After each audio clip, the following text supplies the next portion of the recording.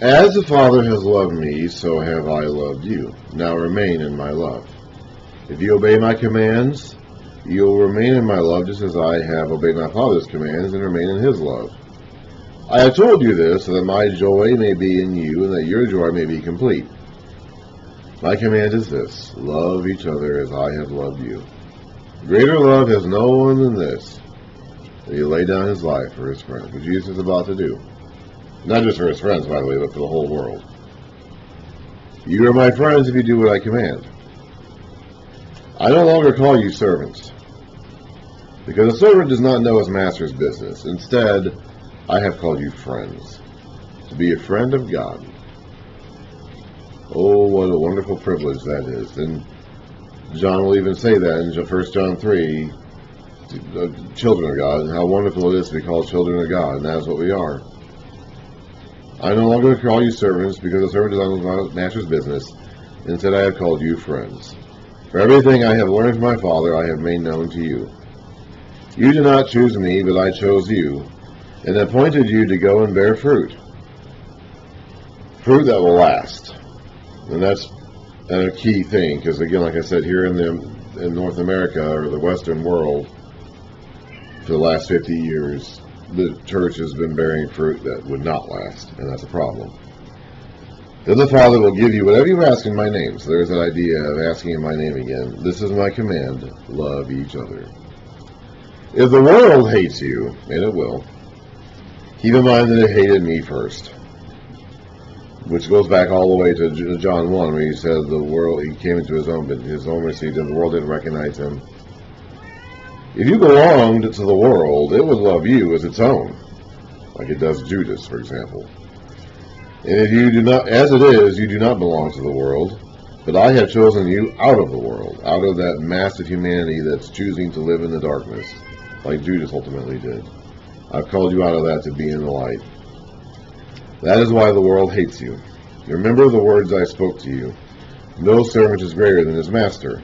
If they persecuted me, they will persecute you also. If they came after me, they're going to come after you. If they come after the king, they're going to come after the servants. Okay, it's like they won't do anything to the king that they won't also do to the soldiers. If they come after the king, they're going to come after the soldiers too.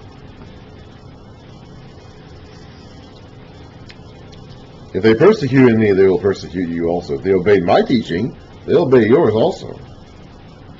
They will treat you this way because of my name. For they do not know the one who sent me.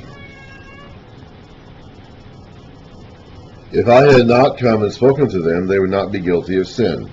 Now we have to explain that. It doesn't mean that they have no sin. It just means that the more aware you are of your own guilt, like the more shame you bear for that guilt. Doesn't mean that you're guiltless if you're not aware. That you could commit a crime and not be aware of it. You could break the law and not be aware of it. We'll talk about that when we get to like Romans, where we talk about the various ways you can actually break the law and become a sinner. And it's not just a matter of breaking an actual command that you know about. So you can be a lawbreaker and not even realize it. But he has spoken to them now. They had no excuse. Like he came and convicted them of their sin, just as the Spirit does them in spirit form. So they have no excuse now. Now, however, they have no excuse for their sin because they know better. I've told them better. I've told them about it. I have spoken to them about their sin, and they can't pretend they didn't know anymore. He who hates me hates my Father as well. If I had not done among them what no one else did, they would not be guilty of sin. So it's like I'm calling out my actions, and their refusal to believe in me because of my actions and my miracles convicts them of their sin. But now they have seen these miracles, and yet they have hated both me and my Father. But this is to fulfill what was written in their law. They have hated me without reason.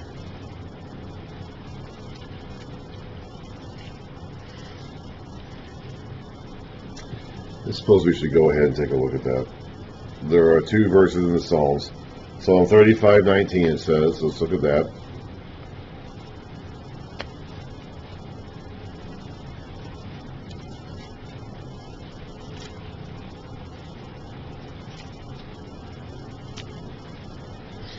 Actually kind of a long one. I'll just read the verse. Psalm 35 itself is actually pretty long. I kind of want to read this all, though, but...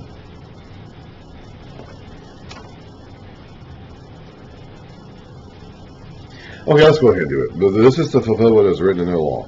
They have hated me without reason. By the way, these are actually the Psalms, so Jesus is including the Psalms in the law here. Psalm 35 of David. Contend, O Lord, with those who contend with me. Fight against those who fight against me. Take up shield and buckler, arise and come to my aid. Brandish spear and javelin against those who pursue me. Say to my soul, I am your salvation. May those who seek my life be disgraced and put to shame. May those who plot my ruin be turned back in dismay. May they be like chaff before the wind, with the angel of the Lord driving them away. May their path be dark and slippery, with the angel of the Lord pursuing them. Since they hid their net for me without cause, and without cause dug a pit for me, may ruin overtake them by surprise. May the net they hid entangle them. May they fall into their pit to their ruin. Then my soul will rejoice in the Lord and delight in his salvation. My whole being will exclaim, Who is like you, O Lord? You rescue the poor from those too strong for them, the poor and needy from those who rob them. Ruthless witnesses come forward. They question me on things I know nothing about. They repay me evil for good and leave my soul forlorn. Yet when they were ill, I put on sackcloth and humbled myself with fasting. When my prayers returned to me unanswered, so they, in other words, these ill people who hate him didn't get better, I went about mourning as though for my friend or brother. I bowed my head in grief and wept as though weeping for my mother. But when I stumbled, they gathered in glee. Attackers gathered against me when I was unaware. They slandered me without ceasing. Like the ungodly, they maliciously mocked. They gnashed their teeth at me. O Lord, how long will you look on? Rescue my life from their ravages, my precious life from these lions. I will give you thanks in the great assembly. Among throngs of people I will praise you. Let not those who gloat over me, who are my enemies without cause, let not those gloat over me, who are my enemies without cause. Let not those who hate me without reason maliciously wink the eye. They do not speak peaceably, but devise false accusations against those who live quietly in the land. They gape at me and say, Aha! Aha! With our own eyes we've seen it.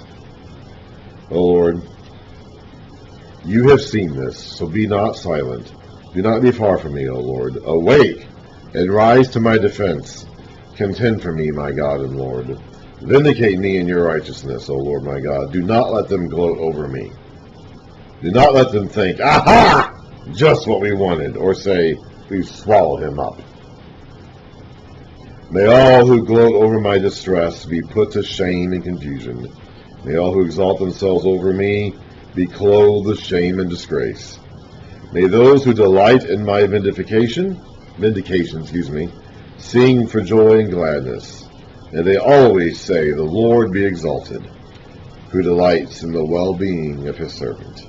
My tongue will speak of your righteousness and of your praises all day long.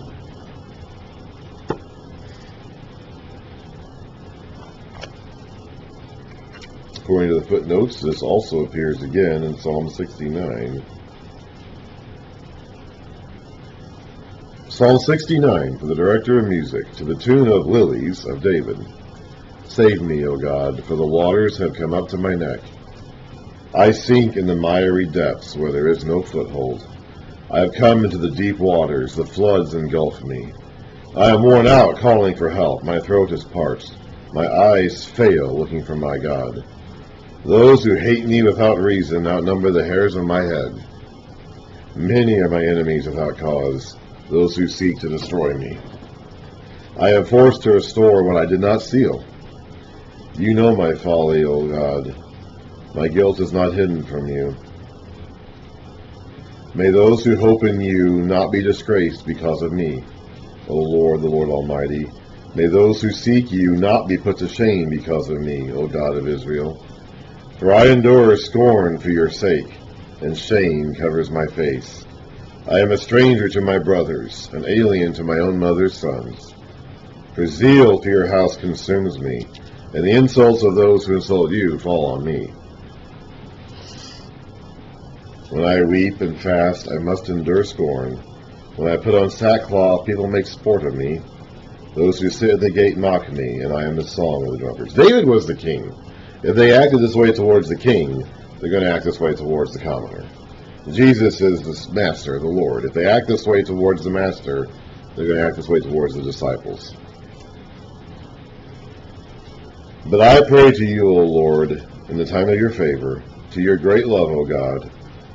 In your great love, O God, answer me with your sure salvation. Rescue me from the mire. Do not let me sink. Deliver me from those who hate me, from the deep waters. Do not let the flood waters engulf me, or the depths swallow me up, or the pit close its mouth over me.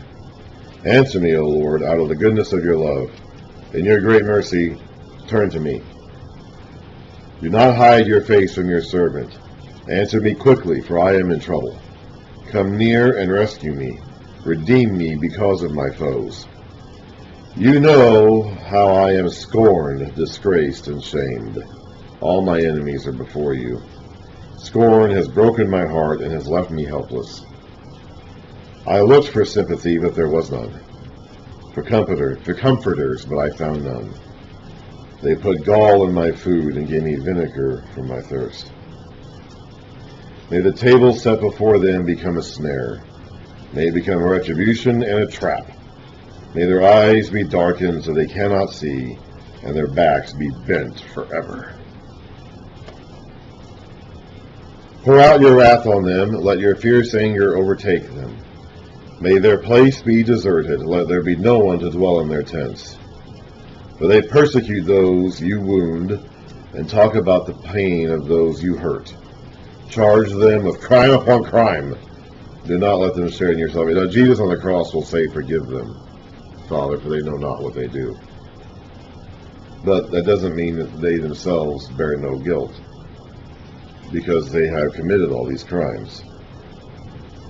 May they be blotted out of the book of life, and not be listed with the righteous.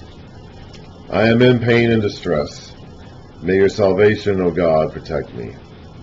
I'll praise God's name in song, and glorify him with thanksgiving.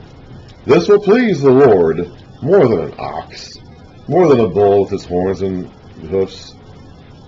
The poor will see and be glad. You who seek God, may your hearts live. The Lord hears the needy and does not despise his captive people. Let heaven and earth praise him, the seas and all that move in them, for God will save Zion and rebuild the cities of Judah. The people will settle there and possess it. The children of his servants will inherit it, and those who love his name will dwell there. So there could be trouble. Jesus said you're going to have trouble. If they hated him, if they did this to the king, David, when he was in his kingdom, they're going to do this to the commoner. If they act this way towards the master, they're going to act this way towards the servant. If they did this to the teacher, they're going to do it to his disciples.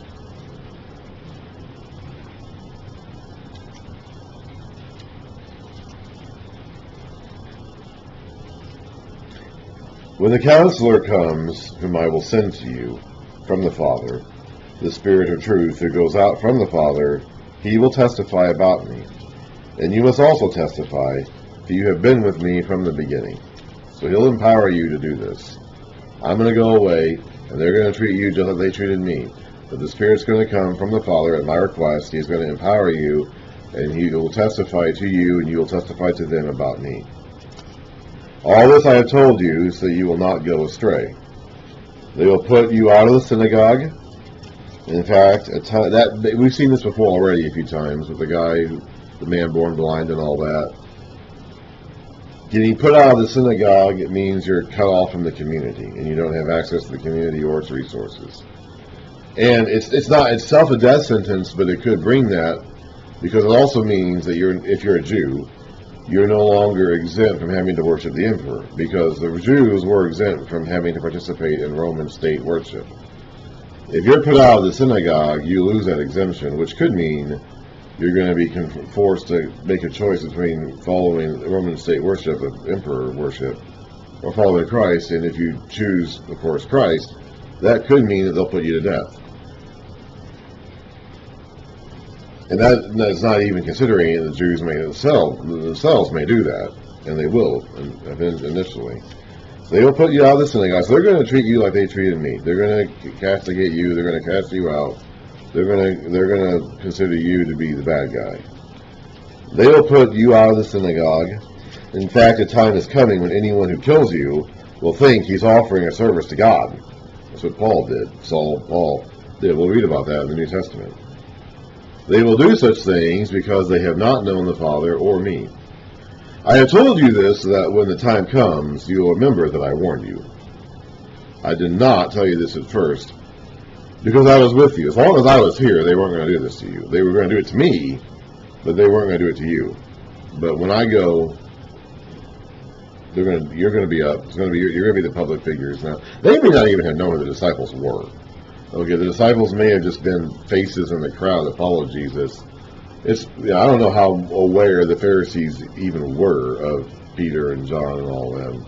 When Peter and John go to the house of the high priest later, they are allowed in, and the people there recognize Peter from his speech, and some of the soldiers think maybe you were with that group, but they don't even really know who he is. So the apostles they've been protected by Jesus' physical presence up to this point, but that's not going to last forever. Now I am going to him who sent me, and none of you asked me, where are you going? Well, they did kind of mention that earlier. They said that they don't know where he's going, and Peter did say, where are you going? But so it's obviously a different meaning here. It's like I'm going. You've settled in your minds where I'm going. You've reached that point now. But because I have said these things, you're filled with fear. You're focusing on something else. But I tell you the truth. It is for your good that I'm going away. Unless I go away, the counselor will not come to you. But if I go, I will send him to you. When he comes, he will convict the world of guilt in regard to sin and righteousness and judgment. In regard to sin, because men do not believe in me. In regard to righteousness, because I'm going to the Father, where you can see me no longer. Now I am going to him who sent me, yet none of you asks me, where are you going? They actually did ask him that earlier, so he must be referring to them not focusing on that, because they're so focused on their grief about his departure. Because I have said these things, we are filled with grief. But I tell you the truth, it is for your good that I'm going away. Unless I go away, the counselor will not come to you. But if I go, I will send him to you. And when he comes, he will convict the world of guilt in regard to sin and righteousness and judgment. In regard to sin, because men do not believe in me. In regard to righteousness, because I'm going to the Father, where you can see me no longer. And in regard to judgment, because the prince of this world now stands condemned. So the standard of judgment is going to come, and when you know about it, you can no longer pretend you didn't know. You can no longer go back to a state of ignorance. Once you know that what you're doing is wrong, you can no longer pretend that it's not. You can get mad. You can get mad about it and attack the person who told you, which is what people do a lot. But you can no longer claim that you don't know, or that you were doing something right when you now know was wrong, or that has been made clear, that has been convicted of. I have much more to say to you, more than you can now bear. But when he, the Spirit of truth, comes, he will guide you into all truth. He will not, that's what the rest of the Bible is about. We're not quite done yet. We've still got this much more. We've done all this, which is a lot, okay? We spent 3.5 years now doing all this, but we still have a little bit more to go. So there is still more to say. And the Spirit's going to say it to the apostles, who are going to write it down, and we're going to have it here now. He will not speak on his own. He will speak only what he hears. And he will tell you what is just like Jesus himself did. There's unity between the three members of the Godhead. They all act in unison. And he will tell you what is yet to come. He will bring glory to me by taking from what is mine and making it known to you. All that belongs to the Father is mine. Paul will talk about this too in his epistles, about the Spirit revealing these mysteries and the apostles preaching them. All that belongs to the Father is mine. That is why I said the Spirit will take from what is mine and make it known to you.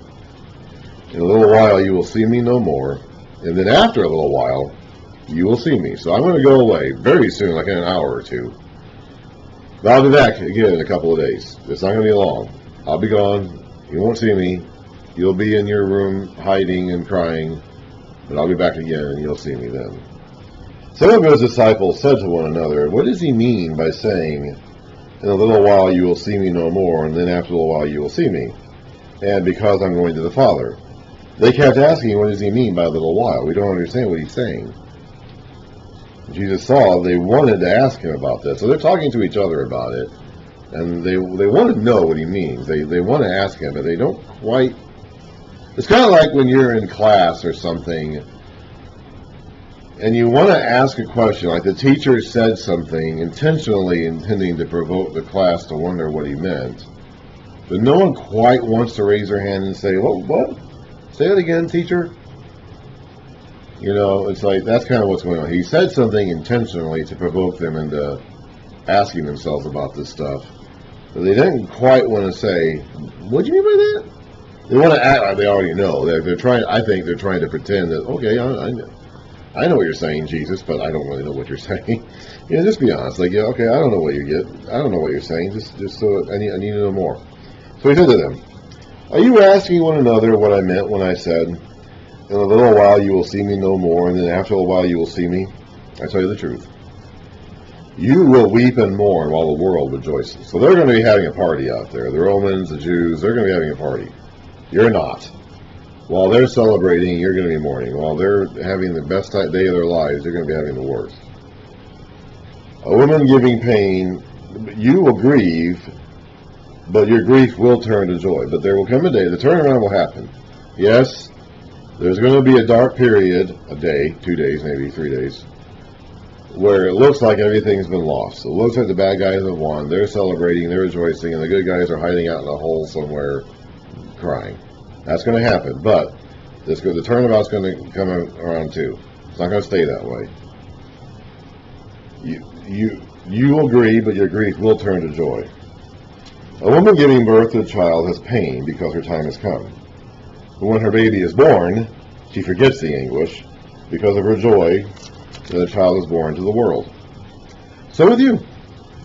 Now is your time of grief, and time for the world to celebrate. But I will see you again, and you will rejoice, and no one will take away your joy, because he is the living one. As he'll say in Revelation, I am the living one. I was dead, but now I am alive forever and ever. It will be impossible for your joy to ever be taken away again. When death is defeated, and there is no longer anything to fear, there is no longer any reason never to rejoice again. In that day you will no longer ask me anything. I tell you the truth. My Father will give you whatever you ask in my name. He said this several times now. Until now you have not asked for anything in my name. Ask and you will receive, and your joy will be complete. Though I have been speaking figuratively, a time is coming when I will no longer use this kind of language, but will tell you plainly about my Father. Now in John he speaks figuratively. In the other Gospels he speaks in parables. John doesn't record any direct parables, but he does have Jesus speak in roundabout figurative ways all throughout the book. In that day you will ask in my name. I'm not saying that I will ask the Father on your behalf. No, the Father himself loves you, because you have loved me, and have believed that I come from God. I came from the Father and entered the world. Now I am leaving the world and going back to the Father. So he's finally outright said, I'm going back to the Father. You know who the Father is. He's God. He's Yahweh. He's the one that your ancestors have been worshiping since the days of Abraham. I came from him. I'm going back to him. Then Jesus' disciples said, "Now you are speaking clearly and without figures of speech.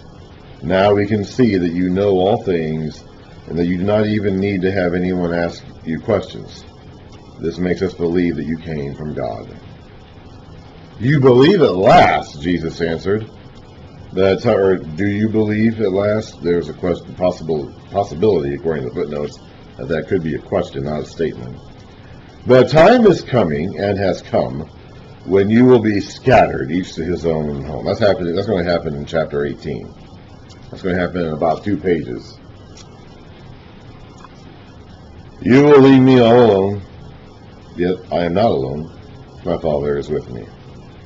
I have told you these things so that in this world you may have peace. So that in me you may have peace. I have told you these things so that in me you may have peace. In this world you will have trouble, but take heart. I have overcome the world."